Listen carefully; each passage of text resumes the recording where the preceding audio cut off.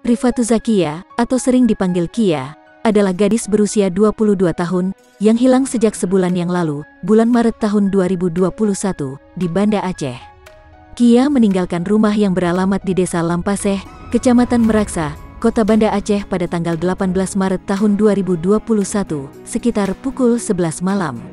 Pada hari Jumat, tanggal 23 April tahun 2021, ibu korban yang bernama Sudarningsih melaporkan kehilangan anaknya ke Mapolresta Banda Aceh. Dalam salinan daftar orang hilang, yang dikeluarkan Polresta Banda Aceh dan diterima ACSTV dari keluarga korban, Kia meninggalkan rumah mengenakan pakaian tidur berwarna pink. Kia memiliki ciri-ciri tubuh sebagai berikut: warna kulit kuning langsat, rambut lurus, tinggi 150 cm, berat badan 50 kg, berbadan ramping.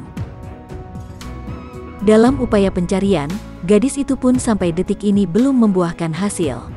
Sampai hari ini, Kia belum kembali ke rumah dan tidak ada kabar sama sekali, kata Sudarningsih, ibu kandung Kia.